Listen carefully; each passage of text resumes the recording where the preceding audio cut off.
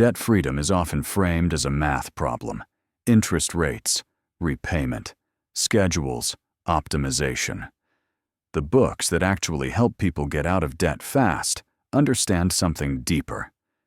Debt is primarily a behavioral and emotional problem, not a numerical one. People stay in debt not because they cannot calculate, but because fear, shame, normalization, and habit quietly lock them into patterns that feel impossible to escape.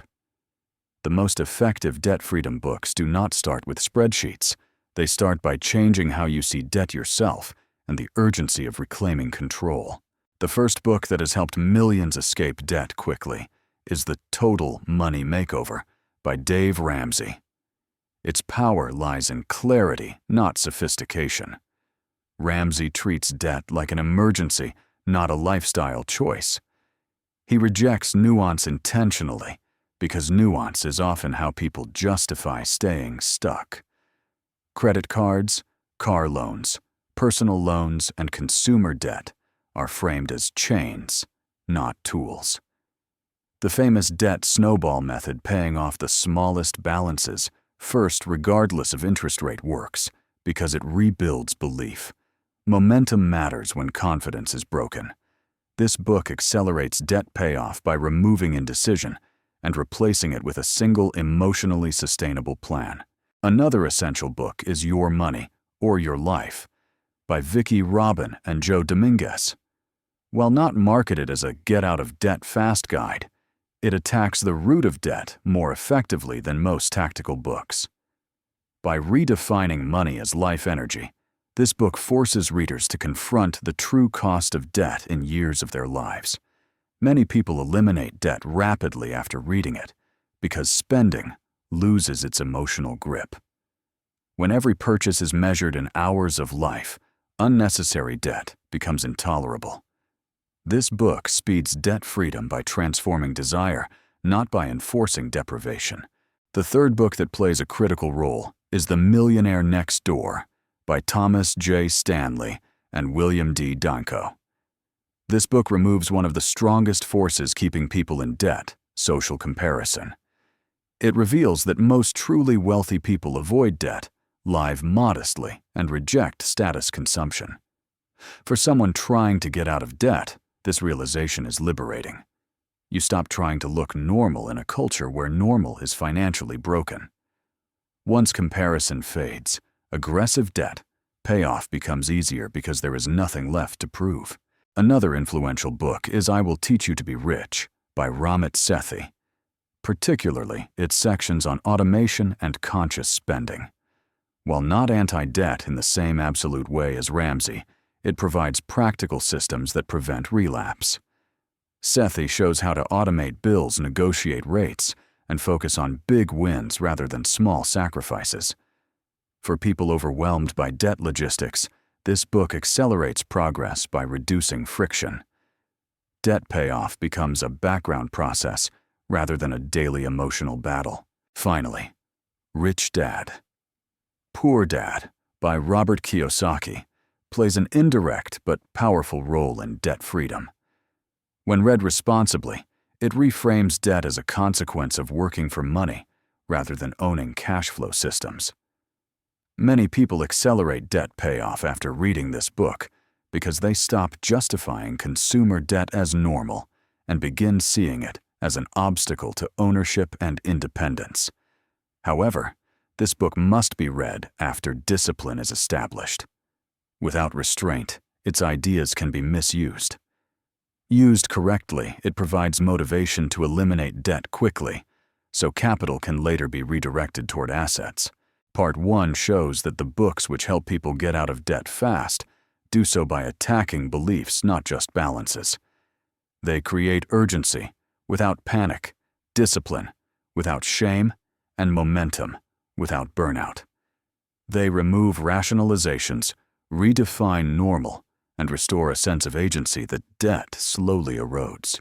And it is exactly here, when debt is no longer seen as a necessary evil, but as a temporary emergency that demands focused action, that the deeper transformation begins, because the real challenge is not paying off debt once, but changing behavior, so the debt does not quietly return. And this is where the story naturally continues into its second half, because getting out of debt is not the finish line. It is the point where your financial identity is rewritten. Part 2 is about integration, how the ideas from these books fit together into a coherent system, why people relapse into debt even after paying it off, and how to make debt freedom permanent rather than temporary. The first and most important insight is that debt freedom requires sequencing, not sampling. Many people read these books selectively borrowing one idea from each without committing fully to any. That usually fails.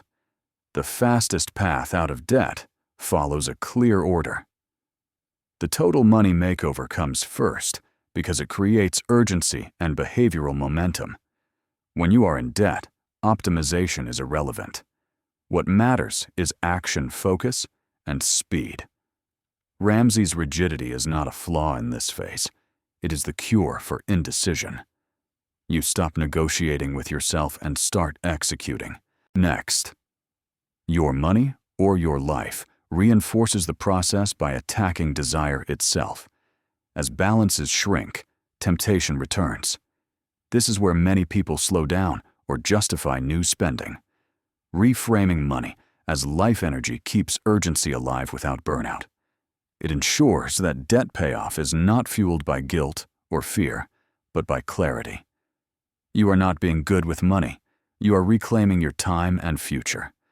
This mindset makes aggressive payoff sustainable. The millionaire next door then provides social insulation.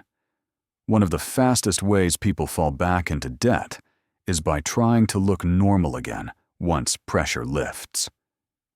This book teaches that normal is broke. Quiet wealth, not visible comfort, is the real benchmark. Internalizing this lesson removes the need to re-enter debt to signal success.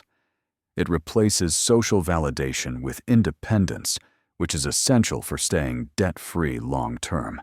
I will teach you to be rich becomes critical once debt is shrinking or gone, because systems prevent relapse. Automation ensures that savings, investing, and bills are handled without constant decision-making. Many people re-enter debt, not because they want to, but because friction returns. Missed payments, disorganization, and mental overload quietly rebuild the problem. Sethi's systems replace vigilance with structure. Debt freedom stops being a daily battle and becomes the default state. Rich Dad, Poor Dad plays its role last, not first. Once discipline, awareness, insulation, and systems are in place, this book redirects energy. Debt is no longer the enemy. Stagnation is. Kiyosaki's ideas about assets and cash flow now become constructive rather than dangerous. Instead of using debt to consume you, use surplus to build ownership. This is the psychological transition from recovery to growth. Part 2 also exposes the most common relapse triggers. The first is lifestyle inflation. As soon as debt is gone, people feel entitled to reward themselves permanently rather than temporarily. Without a spending framework, this reward becomes a new baseline. The second trigger is false confidence. Paying off debt creates the illusion that discipline is now automatic. It is not. Discipline must be protected structurally. The third trigger is emotional stress. Job loss, illness, or burnout can push people back into old habits if emergency funds and systems are not in place. The books collectively teach a powerful rule: debt freedom is maintained by margin. Margin in cash flow. Margin in savings. Margin in emotional capacity. When margin exists, debt feels unnecessary. When margin disappears, debt feels inevitable. The fastest debt-free lives are built not by people who make the most money, but by people who protect margin relentlessly. Another crucial lesson is that speed matters early, patience matters later. Getting out of debt fast requires intensity. Staying out of debt requires calm. Many people invert this, moving slowly when urgency is needed and rushing when restraint is required. These books correct that inversion. They teach when to be extreme and when to be gentle, a skill most financial advice ignores, and this is where the story ultimately settles. Debt freedom is not about punishing yourself or becoming obsessed with money. It is about restoring agency. The books that help you get out of debt fast do so by removing excuses, reducing noise, and replacing shame with structure. They turn debt from a lifelong identity into a short chapter. Once that chapter closes, a new one opens, not defined by fear of debt, but by intentional use of money. When these lessons are lived together, debt stops being a recurring crisis and becomes something you simply do not do anymore, not because you are deprived, but because you are free.